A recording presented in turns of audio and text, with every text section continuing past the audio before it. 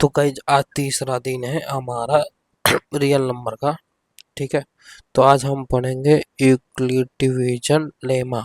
ठीक है, तो देखो ये बोर्ड के एग्जाम के साथ एसएफसी एचसीएफ निकालने के लिए बहुत ही इम्पोर्टेंट है।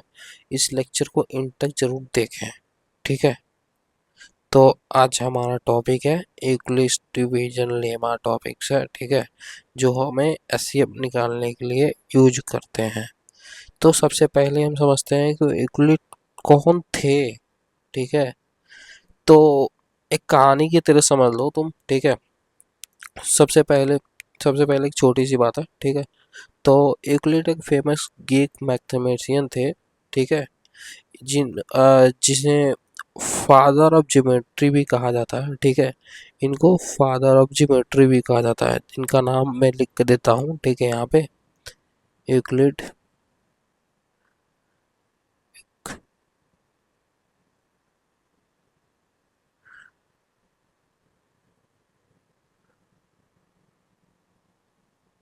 यूक्लिड था। ठीक है, ये हमारे फादर ऑफ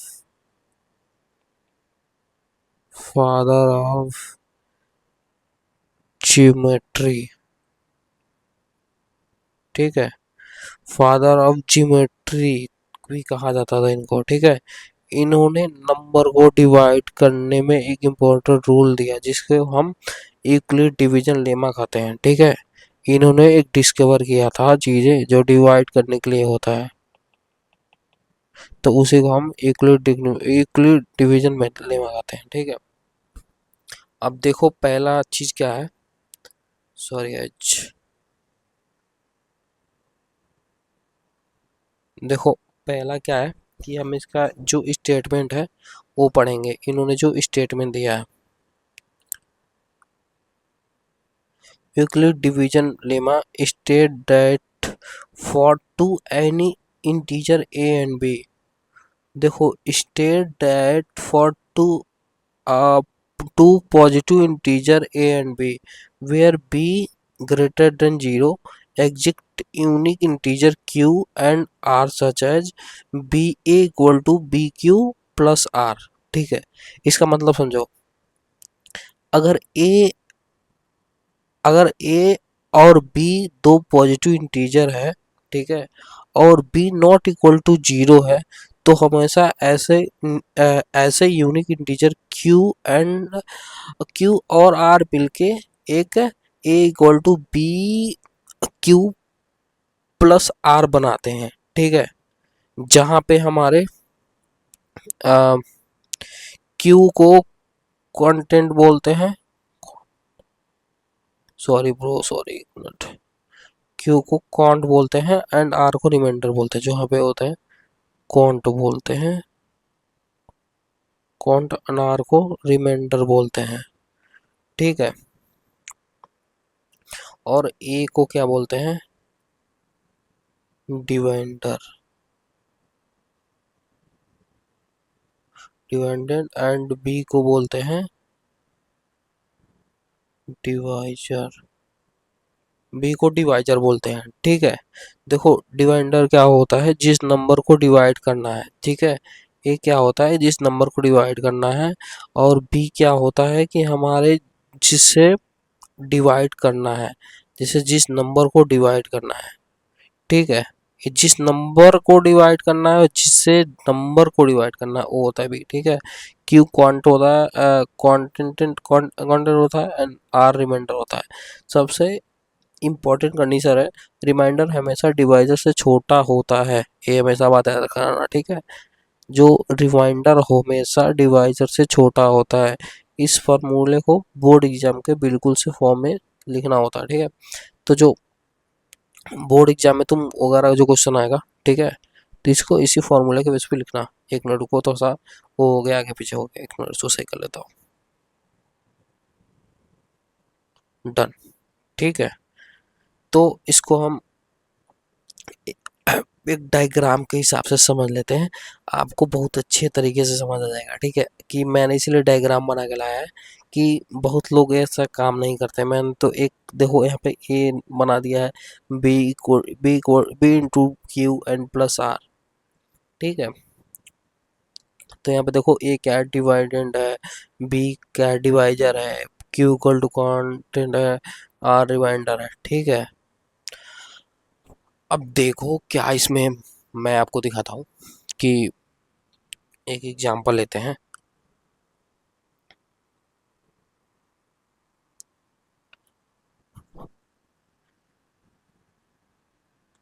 यहाँ पे एक एग्जांपल लेते हैं। ठीक है। अब जैसे आपको 23/5 कर लेते हैं। ठीक है।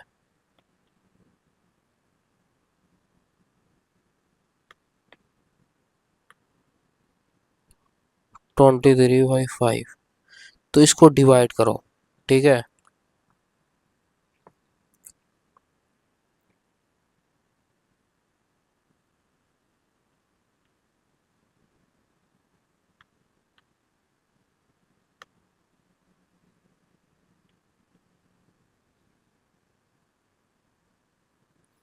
5 चौको 20। ठीक है। यहाँ पे 20 आ गया, 3 आ गया। ठीक है। अब देखो क्या होता है कि हमारा जो ए है, इसको कलर चेंज करके लेता हूँ, आपको समझाने में आसानी पड़ेगा। देखो ये क्या होता है, रिमाइंडर होता है। ठीक है। जो हमने आपको बताया ना, 3 हो गए हमारा आर। ठीक है। अब यहाँ पे देखो क्या होता है, 4। 4 होता है कॉन्ट, तो आपको बताया था ना, ओ कॉन्ट। ठीक है। तो यहाँ पे हमारा 4 हो गया क्यू। ठीक है। अब देखो 5 क्या है, बी। ठीक है। अब आप बताओ बी को हम क्या बोल रहे थे, डिवाइजर। ठीक है, इसको डिवाइजर बोलते हैं। ठीक है। और ये हमारा हो गया ए, ए। ठीक है, इसको हम डिवाइड करने वाले थे। ठीक है। तो अब देखो क्या होता है, इस फॉर्मूला सब चेक करो, तुम फॉर्मूले से चेक करो। फॉर्मूला क्या तुम बताना थोड़ा। अब बताओ, a equal to b into q plus r. ठीक है। ए क्या दिया है, 23। ठीक है। बी क्या है, बी का वैल्यू क्या है बताओ, 5। क्यू का क्या वैल्यू है, क्यू का क्या है, 4 निकाले ना, 4 प्लस आर। ठीक है। 5 चौको 20 प्लस 3 इक्वल टू 23। 23 इधर भी आ गया लेफ्ट हैंड और राइट हैंड में 23, तो हमारा कंडीशन हो गया ट्रू। ठीक है। तो इसको ही बोलते हैं यूक्लिड डिवीजन लेम्डा। तो यहाँ पे हम लिख देंगे वेरीफाई। बस आपको एग्जाम में ऐसे ही करना होगा। एग्जाम में आता है, इम्पोर्टेंट है बहुत ही ज़्यादा। एग्जाम में आता ही आता है भाई। ठीक है। आपको एक और करके दिखा देता हूँ। ठीक है। आप कर लेना, एनी हाउ एग्जाम में आता है। ठीक है। 56/8। ठीक है। अब सबसे आसान तरीका मैं दिखाता हूँ आपको, 8। ठीक है। कितना होता है बताओ, 8 7 जा 56। ठीक है। अब जीरो हो गया, इसका रिमाइंडर जीरो हो गया। ठीक है। ये 7 हमारा क्या काउंट हो गया, ए एंड बी। ठीक है। तब इसको कंडीशन कंडीशन फॉर्मूला में चेक रख के देखो, equal to b into q plus r. ठीक है। ए क्या है हमारा 56। ठीक है। बी क्या है 8 × 7 प्लस जीरो। ठीक है। 8 × 7 = 56 प्लस जीरो, 56, 56, 56, वेरीफाई। ठीक है। तो रिमाइंडर जीरो भी हो सकता है ब्रो। ठीक है। तो हमें ऐसे ही एग्जाम में करना होगा। ठीक है। तो यहाँ पे कुछ एग्जाम्पल मैंने दिया हुआ है 4। तो अब 4 इस एग्जाम्पल को खुद करके ट्राई कर लेना खुद है। ठीक है। अब देखो इम्पोर्टेंट नोट्स मैं बताता हूँ कि इसमें क्या क्या हो सकता है। एग्जाम के लिए कुछ इम्पोर्टेंट नोट्स जो मैं बता रहा हूँ उसको याद रखे रहना, ध्यान रखे रहना एग्जाम में लिखने के लिए। ठीक है। रिमाइंडर कभी भी डिवाइजर के बराबर या उससे बड़ा नहीं होता। ठीक है। जो रिमाइंडर होता है कभी भी डिवाइडर के बराबर या उससे बड़ा नहीं होता। क्वांटेंट और रिमाइंडर को दोनों यूनिक होते हैं, ठीक है, अलग अलग होते हैं वैल्यू, सेम वैल्यू नहीं होते। इसी लेमा का यूज करके हम यूक्लिड डिवीजन एल्गोरिथम बनाते हैं, ठीक है, इसी का यूज करके हम यूक्लिड डिवीजन एल्गोरिथम बनाते हैं, ठीक है, और इसी एल्गोरिथम के दो नंबर का एचसीएफ निकालते हैं, ठीक है। तो मैं एक चीज आपको बताता हूँ, ठीक है, बोर्ड एग्जाम के लिए एग्जाम टिप्स है, ले लो, ठीक है, फायदे में रहोगे।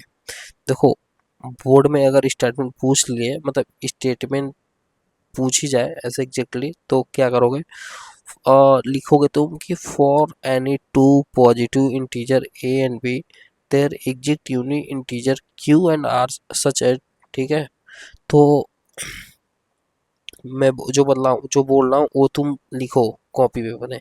For any two positive integer a and b there exist unique integer q and r such that a equal to b into q plus r, where r greater than equal to r greater than b, ठीक है। इस statement को 2-3 mark directly मिल सकते हैं, ठीक है। जो मैंने बोला ना, इससे 2-3 नंबर आपको आराम से मिल जाएंगे इजीली, ठीक है।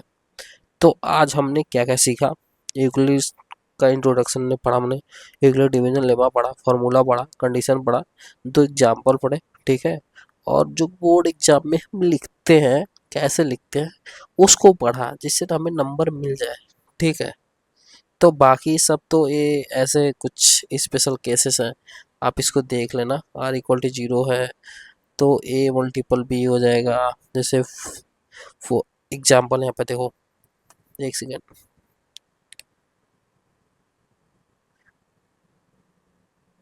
जैसे यहाँ पे एग्जाम्पल देखो, 24/6, तो क्यू यहाँ पे 4 हो गया, आर इक्वल टू 0 हो गया। यदि ए से बड़ा, मतलब ए से बड़ा बी है तो क्यू 0 है तो इतना हो गया, ठीक है। ऐसे यहाँ पे कुछ दिया है तो आप देख लेना, मैं नोट्स आपको प्रोवाइड कर दूंगा, आप मुझे कमेंट कर देना नोट्स चाहिए तो कमेंट करना, मैं आपको नोट्स प्रोवाइड कर दूंगा, ठीक है। एक लिंक बना दूंगा अब ड्राइव का, आप उस पर जाकर देख सकते हैं। ये एनसीईआरटी की कुछ प्रॉब्लम है, ये भी आप देख लेना, आप बोलोगे तो मैं इसको करा भी दूंगा। बहुत ही आसान है, जैसे मैं आपको समझाया ना वैसे आप कर लेना, यूक्लिड डिवीजन लेमा के मेथड से कर लेना, इसको पूछते हैं बोर्ड एग्जाम में, कभी काल पूछ लेते हैं, ठीक है। तो चलिए ठीक है, मिलते हैं नेक्स्ट वीडियो में, तब तक के लिए okay bro, bye and thank you, keep learning and keep learning with Edutop Academy. Subscribe करिए, लाइक करिए एंड शेयर करिए अपने दोस्तों को। चलिए मिलते हैं नेक्स्ट लेक्चर में, तब तक के लिए ओके, गुड बाय।